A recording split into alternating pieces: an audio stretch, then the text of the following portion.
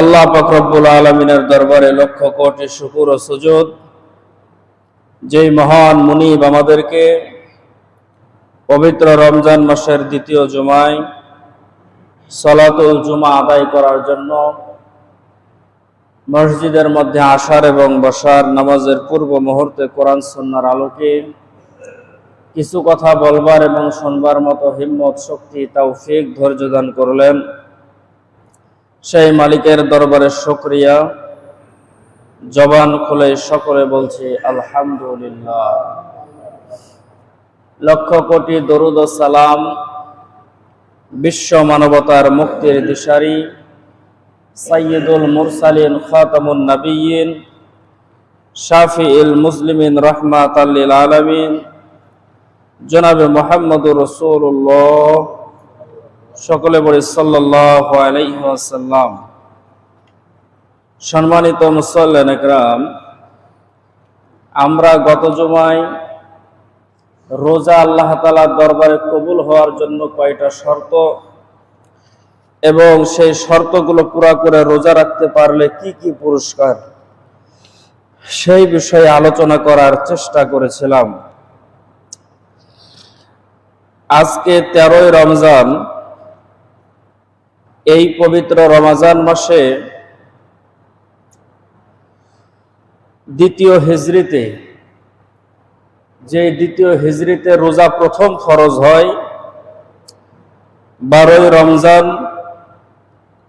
রাসূলুল্লাহ সাল্লাল্লাহু আলাইহি ওয়াসাল্লাম মদিনা থেকে বদরের উদ্দেশ্যে রওনা করেন এবং 17ই রমজান ইসলামের প্রথম যুদ্ধ, বদরের যুদ্ধ সংগঠিত হয়। এই জন্য রমজান মাসে অনেকগুলো বিষয়, এবং যখন যে বিষয়টা দেখি মনে হয় যে এই বিষয়টাই বলাই জুমাতে বেশি জরুরি। তো আল্লাহ তাআলা যদি তৌফিক দান করেন, তাহলে আমাদের মুসলমানদের ইসলামের প্রথম যুদ্ধ, বদর যুদ্ধ সম্পর্কে আপনাদেরকে সংক্ষেপে ধারণা দেওয়ার চেষ্টা করব ইনশাআল্লাহ। বদর একটা স্থান বা একটা কূপের নাম। কেউ বলেছেন জায়গার নাম বদর, কেউ বলেছেন একটা কূপের নাম বদর। সেখানে একটা না, মোটামুটি 4-5টা কূপ আছে। এবং বদর শব্দের অর্থ কিন্তু হলো চাঁদ। সেই কূপের পানি, অনেক ব্যাখ্যাকার বলেছেন যে সেই কূপের পানি এতটা ঝলমলে ছিল, চকচকে ছিল, যে সুন্দর হওয়ার কারণে কূপের পানি, সেই কূপের নাম হয়ে গেছে বদর। মানে চাঁদের মতো ঝকঝকে পানি ছিল। তাহলে আমরা প্রথম জানতে পারলাম যে বদর একটা জায়গার নাম বা একটা কূপের নাম, তবে কূপের নাম হিসাবেই বেশি প্রসিদ্ধ। বদর হলো মদিনা থেকে দক্ষিণ পশ্চিমে 150 কিলোমিটার, আর মক্কা থেকে 350 কিলোমিটার উত্তরে। তাহলে বদর স্থানটা, বদর কূপ, বদর জায়গাটা মদিনা থেকে দক্ষিণ পশ্চিমে 150 কিলোমিটার, আর মক্কা থেকে 350 কিলোমিটার উত্তরে। রাসূলুল্লাহ সাল্লাল্লাহু আলাইহি ওয়াসাল্লাম সেই বদর যুদ্ধে একটা পতাকা ব্যবহার করেছিলেন। সেই পতাকার রং ছিল সাদা। এই পতাকা যে সাহাবীর হাতে ছিল, সেই সাহাবীর নাম ছিল হযরতে মুসআব রাদিয়াল্লাহু তাআলা আনহু। সেই বদর যুদ্ধে যে সমস্ত সাহাবীরা অংশগ্রহণ করেন, সাহাবীর সংখ্যা ছিল 313 জন। একটু খেয়াল করে শুনবেন, সাহাবীর সংখ্যা ছিল 313 জন। এর মধ্যে কিছু সাহাবী ছিল মুহাজির, কিছু সাহাবী ছিল আনসার। মুহাজির সাহাবী হলো যারা মক্কা থেকে মদিনায় হিজরত করে গেছে, এরা হলো মুহাজির। আর যাদের বাড়ি ছিল মদিনায়, ওরা হলো আনসার। মুহাজির সাহাবীর সংখ্যা ছিল ৭৭ থেকে ৮২ জন, আর আনসার সাহাবীর সংখ্যা ছিল ২৩১ থেকে ২৩৬ জন। মোট ৩১৩ জন সাহাবী সেই যুদ্ধে অংশগ্রহণ করেন। সাহাবীদের সঙ্গে উটের সংখ্যা ছিল মাত্র ৭৭টা, ঘোড়ার সংখ্যা ছিল ২টা, তরবারির সংখ্যা ছিল ৮টা, লৌহবর্ম যে পোশাক পরে জিহাদের ময়দানে জিহাদ করে সেই পোশাকের সংখ্যা ছিল ৬টা। এই হলো মুসলমান হলো মাত্র ৩১৩ জন, উটের সংখ্যা হলো ৭৭টা, ঘোড়ার সংখ্যা হলো ২টা, তরবারি হলো ৮টা, লৌহবর্ম হলো ৬টা। এই সৈন্য নিয়ে আল্লাহ রাসূল সাল্লাল্লাহু আলাইহি ওয়াসাল্লাম ১০০০, আবু জেহেলের সঙ্গে ছিল ১০০০ সশস্ত্র বাহিনী, তাদের সঙ্গে ঘোড়া ছিল, তরবারি ছিল, ঢাল ছিল, যুদ্ধ করার জন্য যত জিনিসের প্রয়োজন সবগুলো ছিল। ১০০০ কাফেরের মোকাবেলায় মাত্র ৩১৩ জন এই সমস্ত জিনিসগুলো নিয়ে তারা জিহাদের ময়দানে অংশগ্রহণ করেছিলেন। সুসংবাদটা আপনাদেরকে আগেই দিয়ে রাখি যে দীর্ঘ সময় যুদ্ধ করার পরে আল্লাহ পাক রব্বুল আলামিন মুসলমানদেরকে বিজয় দান করেছিলেন। বলেন আলহামদুলিল্লাহ।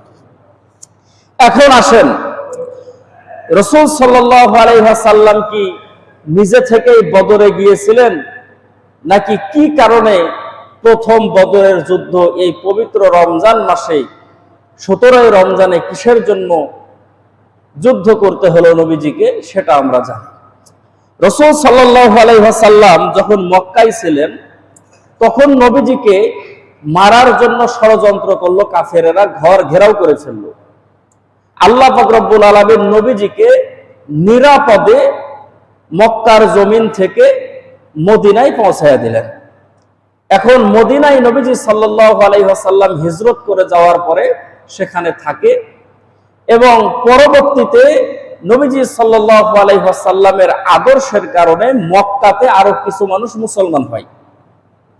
এই জন্য নবীজি সাল্লাল্লাহু আলাইহি ওয়াসাল্লাম মদিনাতে ৮ জন সাহাবীকে নিযুক্ত করলেন এবং ৮ জন সাহাবীকে ৮টা উট দিলেন।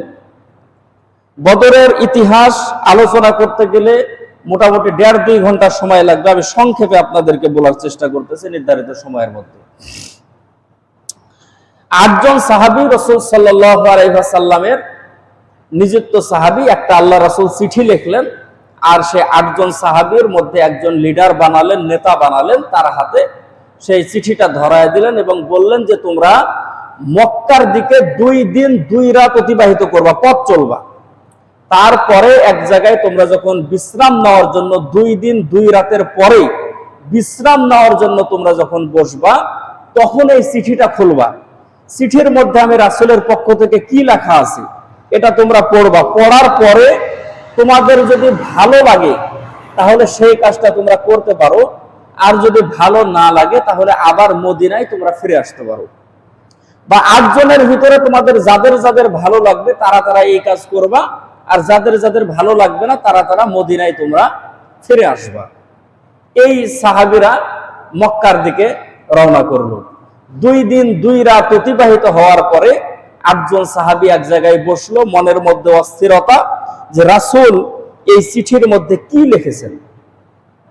সেই জায়গায় চিঠিটা খোলার পরে রাসূলুল্লাহ সাল্লাল্লাহু আলাইহি ওয়াসাল্লামের পক্ষ থেকে লেখা ছিল যে তোমরা ৮ জন তোমরা মক্কার আশেপাশে কোনো জায়গায় অবস্থান করবা এবং তোমরা পর্যবেক্ষণ করবা যে মক্কার কাফেরদের কি অবস্থা আর পরবর্তীতে যারা মুসলমান হয়েছে তাদের কি অবস্থা, এটা পর্যবেক্ষণ করবা। তারপরে এর কারণে যদি তোমাদের উপরে যদি কাফের কর্তৃক যদি আক্রমণ হয় তাহলে তোমরা শাহাদত বরণ যদি করো তাহলে মালিকের দরবারে এর দ্বারা তোমরা পুরস্কার পাবা, আর যদি তোমরা জীবিত থাকো তাহলে এই সম্পদটা নিয়ে আমি রাসূলের কাছে দিব। এটা আমাদের কাছে বলতে যতটা সহজ কিন্তু এতটা সহজ ছিল না। কাফেরদের এতটা অত্যাচার ছিল যে রাসূল মক্কায় টিকতে পারে নাই, মদিনায় চলে গেছে। আর এখন ওই সংবাদ নেওয়ার জন্য সাহাবীরা আবার মক্কায় যাবে বা আশেপাশে অবস্থান করবে, কাফেররা যদি জানতে পারে তাহলে তারা জিন্দা মদিনায় ফিরতে পারবে না। এই চিঠিটা পড়ার পরে 8 জন সাহাবী একসঙ্গে সিদ্ধান্ত নিল যে রাসূল যেহেতু আমাদেরকে বিশ্বস্ত মনে করেছে এবং এতগুলো সাহাবীর মধ্যে থেকে আমাদেরকে বাছাই করেছে, অতএব আমরা কেউ মদিনায় ফিরে যাব না, আমরা 8 জনই মক্কার উদ্দেশ্যে রওনা করব। তারা রওনা করলো। মক্কার পাশে, মক্কা শহরের পাশে এক জায়গায় সাহাবীরা সেখানে অবস্থান করল। সেই জায়গায় মক্কার 4 জন লোক ব্যবসা করে ওই জায়গায় এসে দেখতেছে যে অন্য জায়গায় যাদেরকে তারা চিনে না, এই 8 জন লোক সেখানে বসে আছে। এখন 8 জন লোক দেখে ব্যবসায়ী লোক, তাদের কাছে টাকা পয়সা আছে, তারা চিন্তা করলো যে তারা কোনো ছিনতাইকারী কিনা, কোনো সন্ত্রাসী কিনা, যে আমাদের টাকা পয়সা নেওয়ার জন্য এখানে আছে। তো সাহাবীরা এটা বুঝতে পারার পরে তারা একটা কৌশল অবলম্বন করলো এবং বললো যে তোমরা কয়েকজন মাথা মুন্ডন করো, মাথা নাড়া করো এবং তাদের কাছে যাও। যাওয়ার পরে মাথা মুন্ডন করা মানুষ যদি কেউ মক্কায় দেখে, তাহলে হজের সময় যদি হয় তাহলে মনে করে যে হজ করার জন্য এসেছে, এই জন্য মাথা নাড়া করেছে। আর অন্য সময় হলে মনে করে যে উমরা করার জন্য এসেছে, এই জন্য তারা মাথা নাড়া করেছে।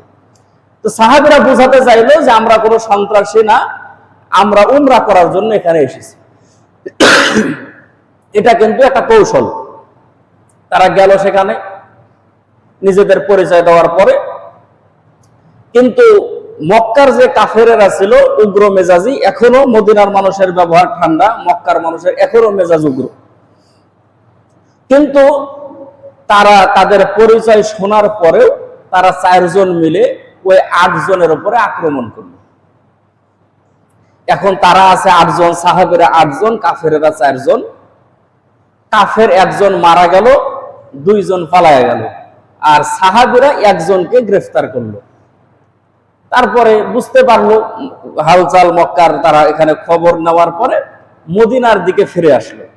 এখন সকাল বেলায়, রাত্রের এই ঘটনা, সকাল বেলায় মক্কার যে সমস্ত কাফেরেরা ছিল, ওই যে 2 জন পালায়া গেছে, ওরা যাওয়ার পরে খবর দিয়েছে যে মদিনার মুসলমানেরা আমাদের আশেপাশে অবস্থান করতেছে এবং আমাদের 1 জনকে তারা হত্যা করেছে, আমরা 2 জন জানে বেঁচে এসেছি এবং 1 জনকে তারা ধরে নিয়ে চলে গেছে। এখন মক্কার যে সমস্ত বড় বড় নেতারা ছিল, তারা জরুরি মিটিং ডাকলো। ডাকার পরে বলল যে হিজরত করে যাওয়া মুহাম্মদের বেশি সময় হয় নাই, এই অল্প সময়ের মধ্যেই যদি তারা মক্কায় আক্রমণ করে তাহলে আর কিছুদিন গেলে আমাদের অস্তিত্ব থাকবে না। কি করতে হবে? এই কাজ আমরা করব যে আমাদের প্রত্যেকের কাছে যতগুলো টাকা আছে, মূলধন যা আছে, আমরা তো নিজে নিজে ব্যবসা করি, কিন্তু সেই নিজে নিজে ব্যবসা করব না, আমরা প্রত্যেকের টাকা এক জায়গায় জমা করব। প্রত্যেকের টাকা এক জায়গায় জমা করলো 50,000 স্বর্ণ মুদ্রা। সেই যুগের 50,000 স্বর্ণ মুদ্রা এক জায়গায় জমা করে আবু সুফিয়ানের নেতৃত্বে সিরিয়ায় একটা ব্যবসায়ী কাফেলা, 70 জনের একটা কাফেলা, তার মধ্যে 40টা নেতাই ছিল, সিরিয়ায় তারা পাঠালো এবং বলল যে এই ব্যবসা থেকে যে লাভ হবে, এই লাভের টাকা আমরা কেউ গ্রহণ করব না, এই লাভের টাকা আমরা মুসলমানদেরকে উৎখাত করার জন্য মদিনায় হামলা করব। কথা কি বুঝতে পেরেছেন? এই জন্য সিরিয়ায় তারা ব্যবসা করার জন্য গেল। রাসূলুল্লাহ সাল্লাল্লাহু আলাইহি ওয়াসাল্লামের কাছে হযরত আইয়ুব আনসারী রাদিয়াল্লাহু তাআলা আনহু বলেন যে আল্লাহর রাসূল হঠাৎ করে আমাদেরকে বলতেছে যে সাহাবীরা শোনো, আমার কাছে খবর এসেছে যে আবু সুফিয়ান সে সময় মুসলমান হয় নাই, আবু সুফিয়ানের নেতৃত্বে মক্কা থেকে সিরিয়ার উদ্দেশ্যে তারা 70 জনের কাফেলা করে 50,000 স্বর্ণ মুদ্রা নিয়ে 1000 ঘোড়া নিয়ে তারা ব্যবসা করার জন্য তারা সিরিয়ার উদ্দেশ্যে রওনা করেছে এবং ওই যে ব্যবসার মধ্যে যে লাভ হবে, এই লাভের টাকা তারা মুসলমানদেরকে উৎখাত করার জন্য, ইসলাম ধর্মকে মিটায়া দেওয়ার জন্য তারা সেই টাকা ব্যয় করবে। এখন মক্কা থেকে সিরিয়ায় যাওয়ার যে পথ আছে, ওই বদর যে জায়গা, সেই জায়গার উপর দিয়ে যেতে হয়। আর বদর দিয়ে তারা যদি না যায়, তাহলে নদীর ধার দিয়ে পাহাড়ের পিছন দিয়ে আরো একটা পথ আছে সিরিয়ায় যাওয়ার, সেই পথ দিয়ে গেলে আরো 200 মাইল পথ বেশি হবে। এই জন্য সহজ রাস্তা হলো যে মক্কা থেকে সিরিয়ায় যাওয়ার, যে বদরের উপর দিয়েই তারা সেখানে যায়। এখন নবীজি সাল্লাল্লাহু আলাইহি ওয়াসাল্লাম সাধারণ ঘোষণা করলেন যে শোনো, সবাইকে যেতে হবে জোর জবরদস্তি না, তোমাদের ভিতর থেকে তোমরা যারা চাও যে এই আবু সুফিয়ানের কাফেলাকে প্রতিরোধ করবা, আবু সুফিয়ানের কাফেলাকে যদি আমরা প্রতিরোধ করতে পারি, সেই টাকা যদি মক্কা পর্যন্ত না পৌঁছতে পারে, তাহলে তো তারা আমাদের বিরুদ্ধে যুদ্ধ করতে পারবে না, তাহলে বড় ধরনের একটা যুদ্ধের হাত থেকে আমরা বাঁচতে পারবো। তখন নবীজি সাল্লাল্লাহু আলাইহি ওয়াসাল্লামের হাতে এই 313 জন সাহাবী বললেন যে ইয়া রাসূলুল্লাহ, চলেন আমরা জিহাদের ময়দানে যাব। এর মধ্যে মুহাজির ছিল 77 থেকে 82 জন, আর আনসার ছিল 231 থেকে 236 জন, মোট 313 জন সাহাবী মিলে তারা রওনা করলো বদরের দিকে। কিসের জন্য রওনা করলো? আবু সুফিয়ানের সেই বাহিনীকে থামানোর জন্য, যাতে করে তারা সেই মালগুলো নিয়ে মক্কায় প্রবেশ করতে না পারে। খেয়াল করে শুনবেন, নাহলে কথা কিন্তু বুঝতে পারবেন না, এগুলো ইতিহাস। এখন নবীজি সাল্লাল্লাহু আলাইহি ওয়াসাল্লাম রওহা নামক স্থানে যে সময় আসলেন, যারা হাজী সাহেব আছেন তারা এই সমস্ত জায়গাগুলো গেলে পরিদর্শন করে, এবং সামনে যারা যাবেন এই সমস্ত জায়গাগুলো পাবেন। রওহা নামক স্থানে যে সময় আসে, সে সময় আল্লাহর রাসূল একজন সাহাবীকে পাঠালেন যে যাও, কি অবস্থা? হযরত জিবরাইল আলাইহিস সালাতু ওয়াস সালাম বললেন যে ইয়া রাসূলুল্লাহ, দুইটা কাফেলা আসতেছে, একটা মক্কা থেকে আর আরেকটা আসতেছে সিরিয়া থেকে। দুই কাফেলার যে কোনো একটা কাফেলার সঙ্গে, যার সঙ্গে আপনাদের দেখা হবে, এই কাফেলার যতগুলো গনিমতের মাল আছে সবগুলো আপনাদের। এখন জিবরাইল আলাইহিস সালাতু ওয়াস সালাম বলে দিয়েছে মক্কা থেকে যে কাফেলা আসতেছে তার সঙ্গে 1000 সৈন্য আছে, আর সিরিয়া থেকে যারা আসতেছে ওরা 77 জন আছে, এবং ওদের কাছে টাকা পয়সা আছে। এখন সাহাবা কেরাম রাদিয়াল্লাহু তাআলার চিন্তা হলো যে আমরা মাত্র 313 জন, 1000-এর সামনে যদি আমরা পড়ি তাহলে তো আমাদের অস্তিত্ব থাকবে না। তারা শুধু দোয়া করতেছে যাতে করে আমরা ওই 77 জনের সামনে পড়ি যারা সিরিয়া থেকে আসতেছে। আল্লাহর রাসূল এই বিষয়টা বুঝতে পারলেন। সে সময় সাহাবা কেরাম রাদিয়াল্লাহু তাআলাদেরকে ডাকলেন, ডাকার পরে বললেন যে সাহাবা কেরাম, তোমরা যেটা চাচ্ছ যে সিরিয়া থেকে যে বাহিনীটা আসতেছে তাদের সামনে পড়ি, আর মক্কা থেকে যারা আসতেছে তাদের সামনে না পড়ে, আচ্ছা বিষয়টা যদি এরকমই হয় যে মক্কা থেকে সশস্ত্র বাহিনী যারা আসতেছে তাদের সামনে যদি আমরা পড়ি, তাহলে তোমাদের মতামত কি, এটা তোমরা বলো। হযরত আবু বকর রাদিয়াল্লাহু তাআলা দাঁড়ালেন, দাঁড়ানোর পরে বললেন যে ইয়া রাসূলুল্লাহ, আপনার কোনো চিন্তার কারণ নাই, আপনার সঙ্গে থাকবো, জিহাদ করব। হযরত ওমর রাদিয়াল্লাহু তাআলা দাঁড়ালেন, ইয়া রাসূলুল্লাহ, আপনার কোনো চিন্তা নাই, আপনার সঙ্গে থাকবো, জিহাদ করব। কিন্তু সমস্ত সাহাবীরা যে বলতেছে, এই সমস্ত সাহাবীরা হলো মুহাজির, মানে এরা রাসূলের সঙ্গে হিজরত করে মক্কা থেকে মদিনায় গেছে। আল্লাহ রাসূল দেখতেছেন যে এদের সংখ্যা কম, যারা আনসার সাহাবী এদের সংখ্যা বেশি। আনসারদের ভিতর থেকে কেউ কোনো কথা বলে না কেন? এর ভিতরে হযরত মিকদাদ রাদিয়াল্লাহু তাআলা দাঁড়ালেন, দাঁড়ানোর পরে বললেন যে ইয়া রাসূলুল্লাহ, আপনি কি মনে করেন যে আমরা মুসা আলাইহিস সালামের উম্মত? যে মুসা আলাইহিস সালামের উম্মত তার কওমকে, তার মুসা নবীকে বলেছিল যে আপনি আর আপনার আল্লাহ যুদ্ধ করেন, আমরা বসে থেকে দেখব। আপনি কি মনে করেছেন যে আমরা মুসা নবীর উম্মত?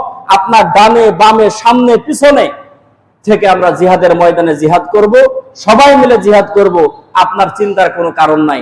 আরেকজন সাহাবী দাঁড়িয়ে বলল যে ইয়া রাসূলুল্লাহ, আপনি যদি বলেন তাহলে আমরা সমুদ্রের মধ্যে ঝাঁপ দিতে রেডি আছি, কোনো সমস্যা নাই, জিহাদের ময়দানে চলেন। এই সমস্ত কথা শুনে আল্লাহর রাসূল একটু আশ্বস্ত হলেন যে মুহাজির এবং আনসার সমস্ত সাহাবীরা যুদ্ধ করার জন্য প্রস্তুত আছে। একজন সাহাবীকে আল্লাহ রাসূল পাঠালেন যে আচ্ছা খবর নাও তো বদরের প্রান্তে যে সে জায়গায় কি অবস্থা। এখন সিরিয়া থেকে আবু সুফিয়ানের নেতৃত্বে যে কাফেলাটা যে আসতেছে, সেই কাফেলা বদরে পৌঁছার আগে, মক্কায় যাওয়ার যে রোড, সেই রোডে যাওয়ার আগে কাফেলাকে সে থামাইছে। আবু সুফিয়ান খুব জ্ঞানী মানুষ, থামাইছে। থামানোর পরে সে একাই এসেছে বদরে। আসার পরে খোঁজ করতেছে যে মুহাম্মদ সাল্লাল্লাহু আলাইহি সাল্লামের কোন লোক এই বদরে আছে কিনা। কাউকে যখন পাই না, তখন দেখতেছে সেখানে উটের পায়খানা, বুখারীর হাদিস, উটের পায়খানা। এখন আবু সুফিয়ান উটের পায়খানা হাত দিয়ে নাড়তেছে এবং সেখানে দেখতেছে যে ছোট ছোট খেজুরের বিচি। এই খেজুরের বিচি দেখার পরে আবু সুফিয়ান বুঝতে পেরেছে এই খেজুরের বিচি এটা মদিনার খেজুরের বিচি, মক্কার খেজুরের বিচি না। কথা কি বুঝেছেন? এর দ্বারা সে সন্দেহ করলো যে এই জায়গায় মুহাম্মদ সাল্লাল্লাহু আলাইহি সাল্লামের লোক আছে, আমাদেরকে সাবধান। এই কথা, এই সাবধান মুহাম্মদ সাল্লাল্লাহু আলাইহি সাল্লামের লোককে দেখা নাই, শুধু উটের পায়খানা দেখেছে, ওর মধ্যে খেজুরের বিচি দেখেছে। এই খেজুর মদিনার খেজুর। তার কত বিচক্ষণ যে খেজুরের আঠি দেখে বলতেছে এটা মদিনার খেজুর। সেখান থেকে সে কাফেলাতে ফিরে যায়। জমজম গফফারি নামের এক ব্যক্তিকে অনেক টাকা পয়সা দিয়ে মক্কায় পাঠায় যে তোমরা যাও আবু জেহেলের কাছে খবর দাও, যে আবু জেহেলের কাছে খবর দাও যে মুহাম্মদ সাল্লাল্লাহু আলাইহি সাল্লামের লোকজন আমাদের সমস্ত মালগুলো ছিনতাই করার জন্য রাস্তা ঘিরে ফেলেছে, তারা যাতে করে কাফেলা নিয়ে আমাদেরকে উদ্ধার করার জন্য আসে। এবং আবু সুফিয়ান বলল যে শোনো, উটের নাক কেটে দাও, কান কেটে দাও, এবং তাকে অনেক টাকা পয়সা দিয়েছে যে তুমি তোমার নাক এবং কান কাটো, সেখান থেকে যাতে করে রক্ত ঝরে, তুমি দ্রুত গতিতে মক্কায় যাবা, তোমাকে দেখার পরে যাতে করে মক্কার লোকজন একত্রিত হয়ে যায় আর তুমি সংবাদটা তাড়াতাড়ি দিতে পারো। এর আগে রাসূল সাল্লাল্লাহু আলাইহি ওয়াসাল্লামের ফুফু হযরতে আতিকা স্বপ্নের মধ্যে দেখেন যে একজন অপরিচিত ব্যক্তি ঘোড়ার পিঠে চড়ে মক্কা নগরীর মধ্যে প্রবেশ করে। এই স্বপ্নটা দেখার পরে তার ভাই মানে রাসূলের চাচা হযরত আব্বাস রাদিয়াল্লাহু তাআলা তখনও মুসলমান হয় নাই, ভাইয়ের কাছে বলতেছে যে ভাই, একটা স্বপ্ন দেখলাম, এই স্বপ্নটা কি তোমাদের জন্য কোনো বিপদের সংকেত নাকি, একটু দেখো তো দেখি। তো বলতেছে বোন বলো দেখি কি তুমি স্বপ্ন দেখেছো? বলে আমি স্বপ্ন দেখতেছি একটা অপরিচিত লোক, তার কান দিয়ে রক্ত পড়তেছে, নাক দিয়ে রক্ত পড়তেছে, ঘোড়ার কান কাটা, ঘোড়ার নাক কাটা, দ্রুত গতিতে আসতেছে। আসার পরে সে মক্কার যেটা প্রবেশের পথ সেখানে দাঁড়িয়ে বলতেছে, হে মক্কার কাফেরেরা, তোমরা 3 দিনের মধ্যে প্রস্তুতি গ্রহণ করো, তোমাদের মৃত্যুর যে জায়গা সেই জায়গায় যাওয়ার জন্য তোমরা রেডি হও। এই কথা বলার পরে সে দ্রুত গতিতে খানায়ে কাবার ঘরের মধ্যে প্রবেশ করে এবং সেখান থেকে সে ঘোড়া নিয়ে খানায়ে কাবার ছাদের উপরে উঠে, উঠার পরে বলে যে হে মক্কার কাফেরেরা শোনো, তোমরা তোমাদের যেখানে মৃত্যু হবে সেই জায়গায় যাওয়ার জন্য তোমরা প্রস্তুতি গ্রহণ করো। সেখান থেকে আবার ঘোড়া নিয়ে লাফ দিয়ে নামে এবং জাবাল আবু কুবাইস পাহাড়ের উপরে উঠে, উঠার পরে একই কথা বলে যে মক্কার কাফেরেরা তোমরা রেডি হও, তোমাদের যে জায়গায় মৃত্যু হবে, তোমাদের যেখানে গলা কাটা হবে সেই জায়গায় যাওয়ার জন্য তোমরা প্রস্তুতি গ্রহণ করো, সেই জায়গায় যাওয়ার জন্য তোমরা রেডি হও। এই কথা বলে সে পাহাড়ের উপর থেকে একটা বড় পাথর জমিনের দিকে ফেলে দেয়, পাথর পরে ভেঙে চুরমার হয়ে যায় এবং মক্কার যে সমস্ত কাফের গুলো আছে তাদের বাড়িতে একটা একটা করে টুকরা ঢুকে যায়। আচ্ছা বলো তো ভাই, এই স্বপ্ন কি কোনো বিপদ সংকেত নাকি? তখন আব্বাস রাদিয়াল্লাহু তাআলা বলতেছে যে এই স্বপ্ন কারোর কাছে বলার দরকার নাই, এটা তোমার ভিতরে থাক, আমার ভিতরেই থাকুক। এখন মক্কার যারা কাফের ছিল, মুশরিক ছিল, সবার কাছে কিন্তু খানায়ে কাবা দামি। ওরা ঘুম থেকে উঠার পরে পরনের মধ্যে কাপড় না পরে উলঙ্গ অবস্থায় খানায়ে কাবা তাওয়াফ করে। এখন আব্বাস রাদিয়াল্লাহু তাআলা খানায়ে কাবা তাওয়াফ করার জন্য সেখানে গেছে। যাওয়ার পরে তার এক বন্ধুর সাথে দেখা, তার বন্ধুকে বলতেছে যে দোস্ত, আমার ফুপু এই স্বপ্নটা দেখেছে, এই স্বপ্নের ব্যাখ্যা কি হতে পারে? সে বললো যে দোস্ত, আমি তো এই ব্যাখ্যা সম্পর্কে তো আমার কোনো ধারণা নাই। বলে ঠিক আছে, তোমার যদি ধারণা না থাকে তাহলে তুমি কাউকে বলো না। এখন ও বাড়িতে যাওয়ার পরে ওর বাপ হলো বড় কাফেরের লিডার, ওর বাপকে যাওয়ার পরে বলতেছে আব্বা, এই আব্বাসের বোন এই স্বপ্নটা দেখেছে। এটা দেখার পরে আবু জেহেল, আবুল আহাব, যত বড় বড় কাফের ছিল সবাইকে ডাকার পরে তারা মিটিং করতেছে। আব্বাস রাদিয়াল্লাহু আনহু বলেন যে দুপুর বেলা আমি আবার খানায়ে কাবা তাওয়াফ করার জন্য যখন যাই, সে সময় দেখতেছে আবু জেহেল তার লোকজন নিয়ে খানায়ে কাবার পাশে ওরা তাওয়াফ শেষ করে সে জায়গায় বসে আছে এবং আমাকে ডাক দিয়ে বলতেছে যে আবু ফজল, মানে আব্বাস রাদিয়াল্লাহু তাআলার এক বেটার নাম হলো ফজল, তো বলতেছে আবু ফজল, তুমি তাওয়াফ শেষ করে আমাদের সঙ্গে দেখা করবা।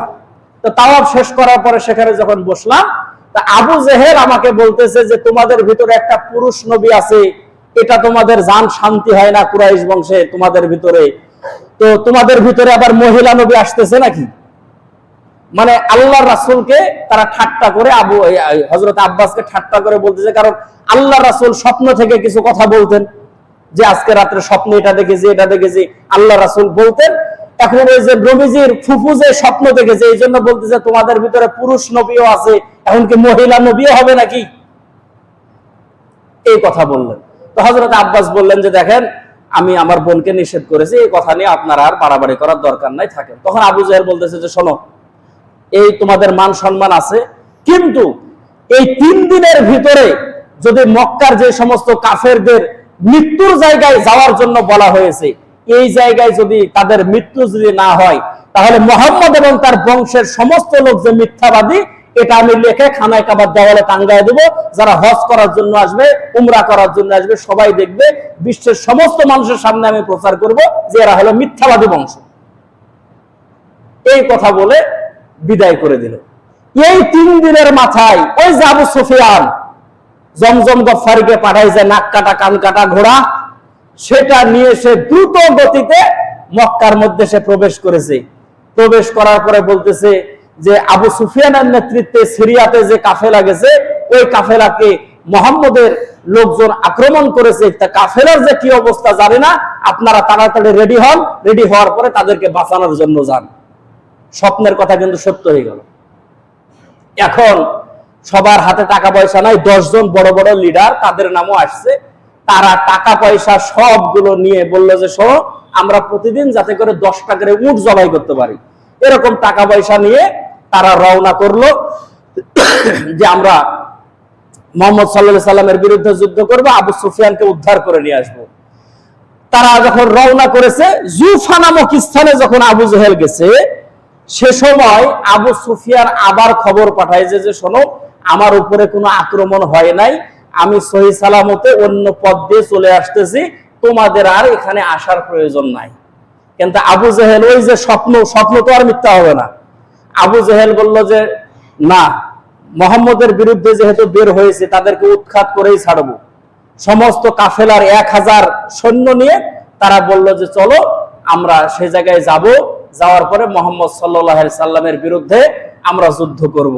নর্তকীদেরকে নিয়ে তারা নাচ গান করতে করতে বদর নামক প্রান্তে তারা সেখানে উপস্থিত হলো। উপস্থিত হওয়ার পরে যে জায়গায় মাটি ভালো, বালি তো গরম হয়ে যায়, যে জায়গায় মাটি সমতল জায়গা, ভালো জায়গা, সেই জায়গায় যাওয়ার পরে তারা অবস্থান করলো। আল্লাহর রাসূল কিছুটা দূরে আছেন। মাঠের যে কি অবস্থা, আল্লাহর রাসূল হযরতে আবু বকর রাদিয়াল্লাহু তাআলা কে সঙ্গে নিয়ে মাঠ পরিদর্শন করার জন্য আসলেন। আসার পরে এক মুরব্বির সাথে দেখা, বৃদ্ধ মানুষের সঙ্গে দেখা। তাকে জিজ্ঞেস করতেছেন যে আমরা খবর পেলাম যে মদিনা থেকে নাকি মুহাম্মদ সাল্লাল্লাহু আলাইহি সাল্লাম এসেছে, আর মক্কায় থেকে নাকি আবু জেহেল এসেছে, এই ব্যাপারে কি আপনি কিছু জানেন? তখন সে মুরব্বি বলতেছে এই খবর পরে দেবো, আগে তুমি কে, তোমার পরিচয় আগে দাও। তখন আল্লাহ রাসূল নিজের পরিচয় না দিয়ে বলতেছে আমার পরিচয় দেব, তবে আগে বলেন যে এই ব্যাপারে আপনি কিছু জানেন কিনা। বলতেছে যে হ্যাঁ, লোকের মুখে আমি শুনেছি যে মুহাম্মদ তার লোকজনদেরকে নিয়ে যে এসেছে তারা ওই পাহাড়ের পিছনে আছে। যা বলেছে সত্য বলেছে, আল্লাহ রাসূল ওই পাহাড়ের পিছনেই আছে। আর আবু জেহেল যে সমস্ত লোকজনদেরকে নিয়ে এসেছে তারা এই পাহাড়ের পিছনে আছে, ওই পাহাড়ের পিছনেই তারা আছে। এই কথা শোনার পরে তখন মুরব্বি বলতেছে আমি তো বললাম আপনার পরিচয় কি? তো বলতেছে আপনি আর আমি এক মানুষ থেকেই সৃষ্টি। আল্লাহ রাসূল পরিচয় দিলেন যে আপনি আর আমি এক মানুষ থেকেই সৃষ্টি, মানে আদম আলাইহিস সালাতু ওয়াস সালাম থেকে আপনিও সৃষ্টি, আমিও সৃষ্টি। এই কথা বলে আল্লাহ রাসূল আর দেরি করলেন না, চলে গেলেন সে জায়গায়। যাওয়ার পরে সাহাবায়ে কেরামকে বললেন যে আবু জেহেলের লোকজন তো তারা চলে এসেছে এবং আমরা খবর পেয়েছি যে 1000 সৈনিক নিয়ে আমাদের বিরুদ্ধে যুদ্ধ করার জন্য তারা সেখানে প্রস্তুতি গ্রহণ করেছে। সাহাবায়ে কেরাম রাদিয়াল্লাহু তাআলা দেখেন আল্লাহর রাসূলকে কতটা ভালোবাসে, কতটা মহব্বত করে। এই সময়ের মধ্যে সাহাবায়ে কেরাম রাদিয়াল্লাহু তাআলা সে জায়গায় আল্লাহর রাসূলকে রাখার জন্য একটা আরিস তৈরি করেছে। আরিসের বর্ণনা দিয়েছে যে গরুর গাড়ির উপরে যে টাপ্পর থাকে না, একটা মানুষ থাকা যায় বা 2টা মানুষ বসা যায়, এরকম একটা জায়গা তৈরি করেছে, একটা উঁচু জায়গার উপরে, যে জায়গা বালিময় জায়গা ছিল, ভালো জায়গা ছিল না, সেই জায়গার উপরে সাহাবায়ে কেরাম রাদিয়াল্লাহু তাআলা আল্লাহর রাসূলকে থাকার জন্য সেই জায়গার ব্যবস্থা করেছেন। এবং আল্লাহর রাসূল পৌঁছার পরে যখন বললেন যে কাফেররা এসেছে, তোমরা প্রস্তুতি গ্রহণ করো, তখন সাহাবায়ে কেরাম বলতেছেন যে ইয়া রাসূলুল্লাহ, আমরা জিহাদের ময়দানে যাব, শহীদ হব, আমাদের কোনো আফসোস নাই, তবে ইয়া রাসূলুল্লাহ আপনাকে থাকার জন্য আমরা একটা আরিস তৈরি করেছি, আমরা একটা তাঁবু তৈরি করেছি, ইয়া রাসূলুল্লাহ আপনি এই জায়গার মধ্যে থাকবেন, আমরা যদি সবাই শহীদ হয়ে যাই, শহীদ হয়ে যাব, কোনো আফসোস নাই। এই আরিসের পিছন দিয়ে মদিনার পথ, আপনি নিরাপদে মদিনায় চলে যাবেন। ইয়া রাসূলুল্লাহ মদিনায় আরো অনেক সাহাবী আছে, আমাদের চাইতে আপনাকে আরো বেশি ভালোবাসবে। বলেন সুবহানাল্লাহ। একটু কল্পনা করতে হবে, ঠান্ডা মাথায় চিন্তা করতে হবে যে সাহাবায়ে কেরাম নিজের জীবনের চাইতে আল্লাহর রাসূলকে কতটা ভালোবাসতেন, কতটা মহব্বত করতেন। নিজের জীবনের কথা তারা চিন্তা করে নাই, আল্লাহর রাসূলের নিরাপত্তার কথা চিন্তা করে বলতেছে, ইয়া রাসূলুল্লাহ আমরা যদি সবাই শহীদ হয়ে যাই, তাহলে আপনি এখান থেকে মদিনায় চলে যাবেন, মদিনার লোকজন আপনাকে আরো ভালোবাসবে, আরো মহব্বত করবে। সেই জায়গায় রাত্র হয়ে গেল, রাত্রের মধ্যে আল্লাহ পাক রব্বুল আলামিন মুষলধারে বৃষ্টি দিলেন। এত বৃষ্টি যে সাহাবায়ে কেরামের পানির প্রয়োজন ছিল, আল সাহাবায়ে কেরাম ওযু গোসলের প্রয়োজন ছিল, তারা ওযু গোসল করলো, পানি সংগ্রহ করলো, এবং বালিময় যে জায়গা ছিল বৃষ্টি হওয়ার কারণে বালিটা শক্ত হয়ে গেল। আর কাফেররা যে মাটির জায়গার উপরে ছিল সেই মাটিটা বৃষ্টি হওয়ার কারণে কাদা হয়ে গেল। এখন এমন কাদা যে পা ধরা যায় না। দুই জায়গায় যখন সকাল হলো, আল্লাহ রাসূল সাহাবায়ে কেরামকে জিহাদের ময়দানে, যুদ্ধের ময়দানে দাঁড় করাইতেছেন বদরের প্রান্তে।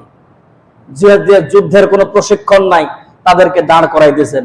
হযরত সাদ রাদিয়াল্লাহু তাআলা আনহু বলতেছেন যে ইয়া রাসূলুল্লাহ এই যে সাহাবীদেরকে যেখানে এখানে যে দাঁড় করাইতেছেন, এটা কি আপনার উপরে ওহী নাজিল হয়েছে যে এইভাবেই দাঁড় করাতে হবে? আল্লাহ রাসূল বলতেছেন যে না, ওহী নাজিল হয় নাই, আমি যুদ্ধের কৌশল হিসাবে দাঁড় করাইতেছি। তো হযরত সাদ বলতেছেন যে ইয়া রাসূলুল্লাহ আমার মনে বলে এখানে না, আর একটু সামনে অগ্রসর হয়ে আমাদেরকে দাঁড়াতে হবে।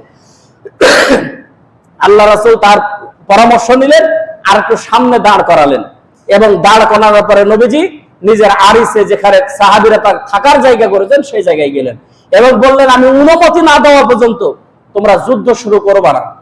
এর ভিতরে কাফেরদের পক্ষ থেকে এক কাফের ঘোড়ার পিঠে চড়ে সাহাবীরা যে জায়গায় দাঁড়িয়ে আছে চারিদিকে একটা চক্কর দিল। দেওয়ার পরে কাফেরদের কাছে যাওয়ার পরে রিপোর্ট করলো যে শোনো, মুসলমানের সংখ্যা 300 থেকে বেশি হবে না। না গুনে আইডিয়া রেখেছেন 313 জন আছে, সেই আইডিয়া বলতেছে 300 থেকে বেশি হবে না, সর্বোচ্চ 300 জন হবে। কিন্তু শোনো, তারা যুদ্ধের যে কৌশল অবলম্বন করেছে, তাদেরকে তোমরা যদি সেখানে যদি হারাতে চাও, তাদেরকে যদি পরাজিত করতে চাও, তাহলে তোমাদের ভিতর থেকে 300 না মারা পর্যন্ত তাদেরকে মারতে পারবে না।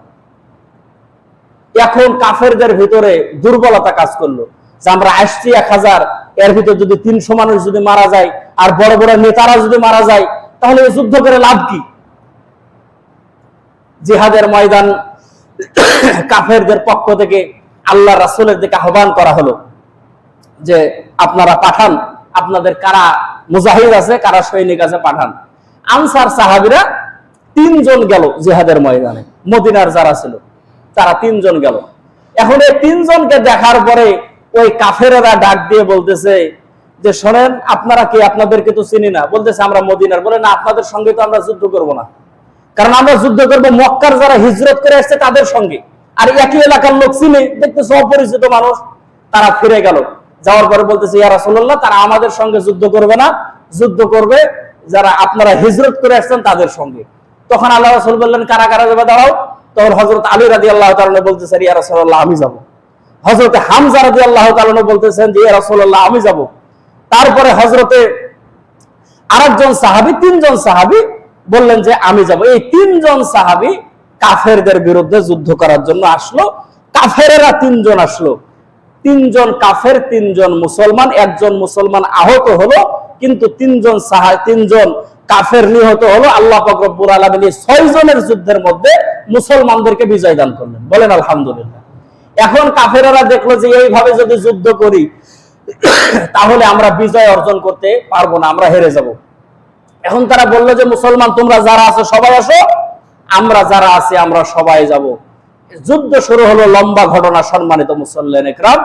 এক পর্যায়ে 17 রমজান, 12 রমজানে আল্লাহ রাসূল রওনা করেছিলেন। 17 রমজান আল্লাহ রাসূল সাল্লাল্লাহু আলাইহি সাল্লাম হাতের মধ্যে পানি নিয়ে নিজে পান করলেন, খেজুর নিজে পান করলেন, সাহাবায়ে কেরামকে পান করালেন, আর ডাক দিয়ে বললেন যে সাহাবায়ে কেরাম এই যুদ্ধ হলো নিজের অস্তিত্ব রক্ষা করার যুদ্ধ। আজকে যদি জিহাদের ময়দানে তোমরা যদি পরাজয় বরণ করো পরবর্তীতে রোজা রাখা তো দূরের কথা, তোমরা মুসলমান এই বলে পরিচয় দিতে পারবে না।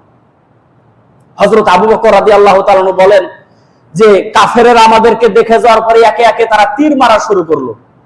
আল্লাহ রাসূল তাবুর মধ্যে আছে। তো হযরত আলী রাদিয়াল্লাহু তাআলা বলতেছে যে এমন নেতার নেতৃত্বে যুদ্ধ করার জন্য আসলাম যে আমরা যুদ্ধ করার আগে কে মার খেয়ে মারা যাবো নাকি? তো হযরত আবু বকর রাদিয়াল্লাহু তাআলা আল্লাহ রাসূলের তাবুর কাছে গেছেন। সেখানে যাওয়ার পরে আল্লাহ রাসূলকে দেখতেছেন যে আল্লাহ রাসূল দুই হাত উঁচু করে আল্লাহ তাআলার কাছে দোয়া করতেছেন আর বলতেছেন যে আল্লাহ, আপনি আমার সঙ্গে যে ওয়াদা করেছেন সেই ওয়াদা আপনি পূরণ করেন। আজকে আমার 313 জন সাহাবীকে নিয়ে আমি বদরের প্রান্তে উপস্থিত হয়েছি হাজার কাফেরের মোকাবেলায়। আজকে যদি সমস্ত মুসলমানগুলো মরে যায় তাহলে আপনার নাম নেওয়ার মতো, ইসলাম ধর্মের নাম নেওয়ার মতো মানুষ আর একটাও দুনিয়ার মধ্যে থাকবে না। হে রব, আপনি সাহায্য পাঠান, আপনি মুসলমানদেরকে হেফাজত করেন। আল্লাহ রাসূল এমন ভাবে ক্রন্দন করতেছেন। আবু বকর রাদিয়াল্লাহু তাআলা আনহু আল্লাহ রাসূলের চাদর আল্লাহ রাসূলের কাঁধের উপরে তুলে দিলেন। কাঁধের উপরে তুলে দেওয়ার পরে রাসূলের মাথায় হাত দিয়ে বলতেছে, ইয়া রাসূলুল্লাহ, যথেষ্ট হয়েছে দোয়া করা, আর দোয়া করার প্রয়োজন নাই। আল্লাহর সাহায্য আসবে, অবশ্যই আসবে। নবীজি হাত নামালেন এবং ডাক দিয়ে বললেন, আবু বকর, চলো জিহাদের ময়দানে।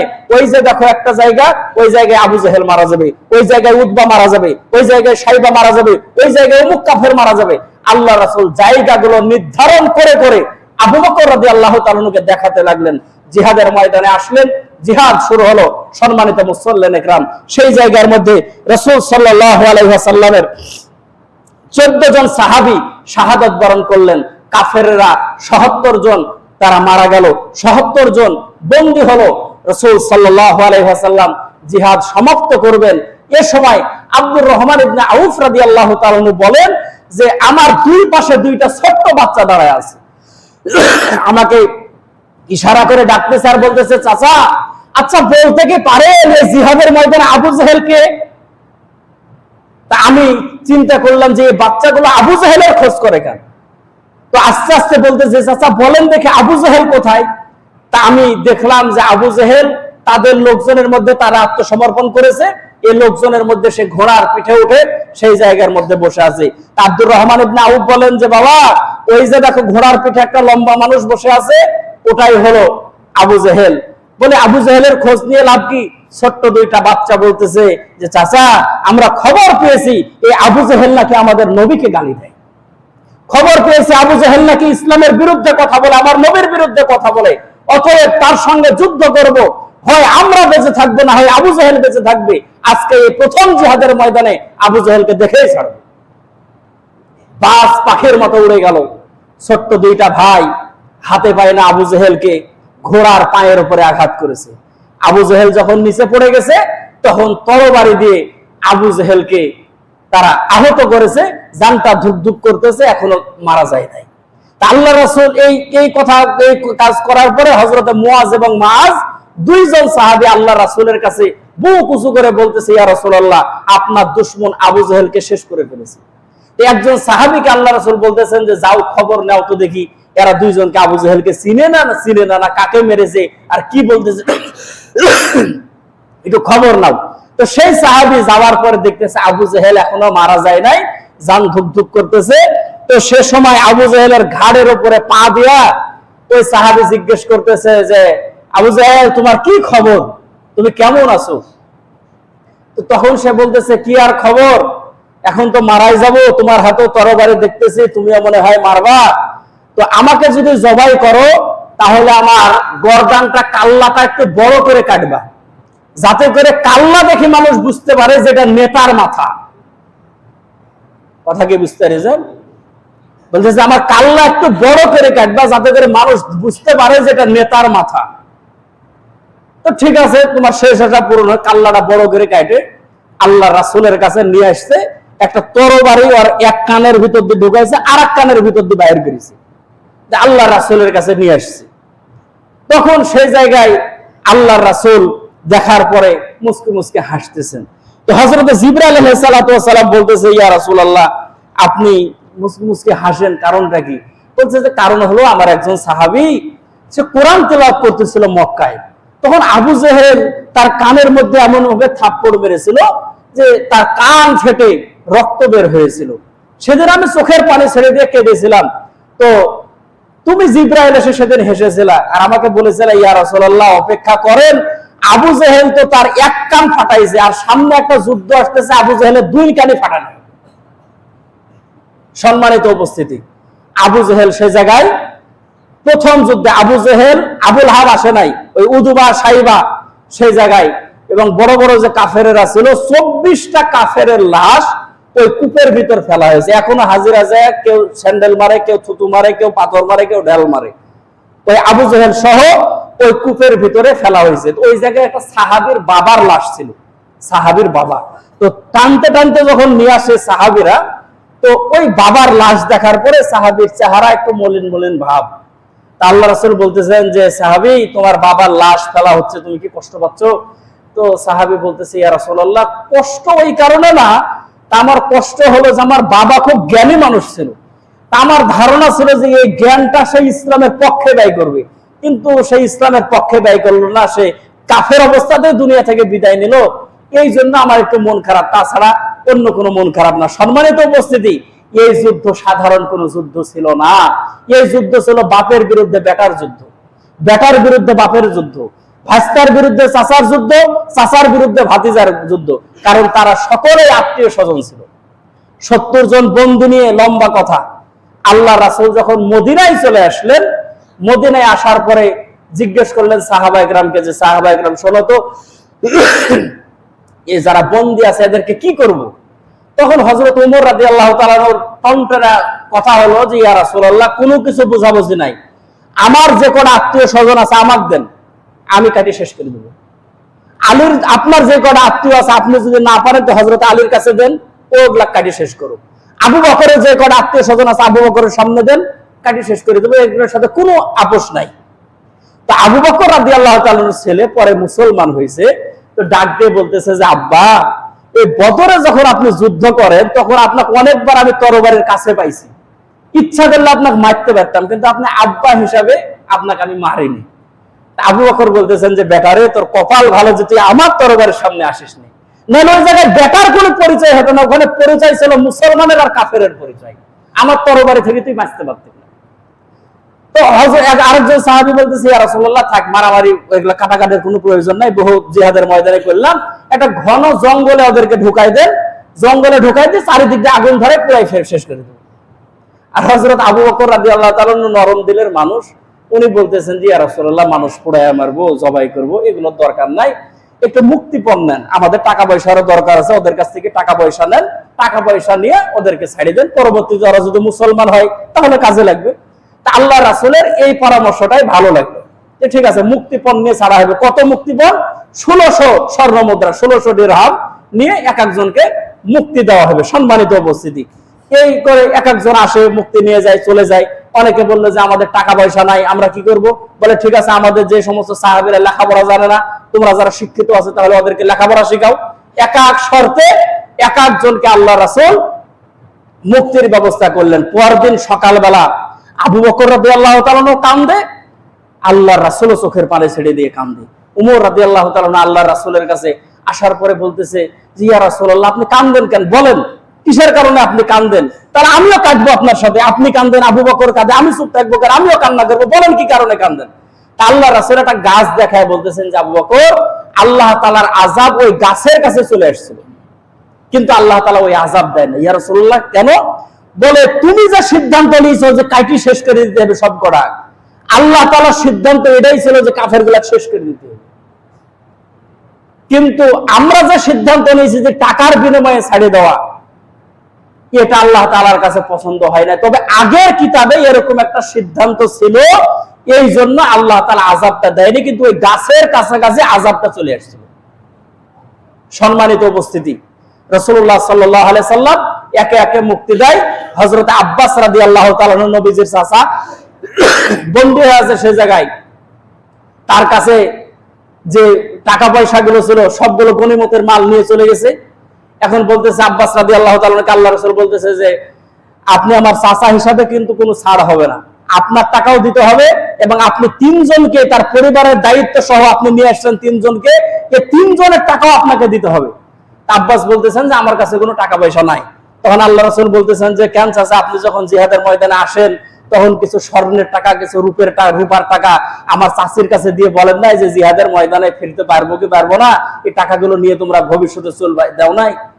আব্বাস রাদিয়াল্লাহু তাআলা চমকে দিয়েছে যে কবে দিয়েছে, ঘরের ভিতর তোমার চাচি আর আমি ছাড়া কেউ ছিল না, এটা তুমি জানলে কিভাবে? নিঃসন্দেহে তুমি আল্লাহর নবী। সে জায়গায় কালেমা পড়ে হযরতে আব্বাস মুসলমান হয়ে যায়। সম্মানিত উপস্থিতি, মুক্তিপণ এসেছে নবীজির জামাই হযরতে যায়েনব রাদিয়াল্লাহু তাআলার স্বামী জিহাদের ময়দানে সে জায়গায় বন্দী হয়েছে। মুক্তিপণ কিছু নাই, আল্লাহ রাসূলের মেয়ের গলার মালা সে জায়গায় মুক্তিপণ হিসেবে দিয়েছে। সেই মালা হাতে নিয়ে আল্লাহ রাসূল চোখের পানি ছেড়ে দিয়েছে। সাহাবা একরাম বলতেছেন, ইয়া রাসূলুল্লাহ, জামাইয়ের জন্য কি চোখের পানি ছাড়েন নাকি? আল্লাহ রাসূল বলতেছেন যে না, এই যে মালাটা হাতে দেখতেছো, গলার হার দেখতেছো, এই হারটা আমার মেয়ের, আর আমার মেয়ে পেয়েছিল আমার স্ত্রী হযরতে খাদিজাতুল কুবরা রাদিয়াল্লাহু তাআলার কাছ থেকে, যে খাদিজা তার অর্থ সম্পদগুলো ইসলামের জন্য ব্যয় করে দিয়েছে, আর সে আবু তালিবের মধ্যে না খেয়ে সে ধুকে ধুকে দুনিয়ার জমিন থেকে বিদায় নিয়ে চলে গেছে। সম্মানিত উপস্থিতি, এরকম ভাবে আল্লাহ পাক রব্বুল আলামিন জিহাদের ময়দানে মুসলমানদের প্রথম জিহাদ, ইসলামের প্রথম জিহাদ, আল্লাহ পাক রব্বুল আলামিন বদরের প্রান্তে 17 রমজানে মুসলমানদেরকে বিজয় দান করলেন। বলেন সুবহানাল্লাহ। এই কথা বলার, এই লম্বা চড়া ইতিহাস আপনাদের কাছে সংক্ষেপে শোনানোর কারণ হলো, এই রমজান মাস তাকওয়া অর্জন করার মাস। এই রমজান মাসে যদি সাহাবা কেরাম রাদিয়াল্লাহু তাআলা যদি বলতেন যে না, বাপের বিরুদ্ধে যুদ্ধ করতে যাব না, চাচার বিরুদ্ধে যুদ্ধ করতে যাব না, তাহলে এখন আমরা মুসলমান বলে পরিচয় দিতে পারতাম কিনা, এটা সন্দেহের কথা। সম্মানিত উপস্থিতি, এই জন্য সাহাবা একরামের ত্যাগ সারা জীবন আমাদেরকে স্মরণ রাখতে হবে। আল্লাহ পাক রব্বুল আলামিন ভুল এবং ত্রুটিগুলো মাফ করে সঠিক কথাগুলো অনুযায়ী আমাদেরকে আমল করার তৌফিক দান করুন। বলেন আমিন।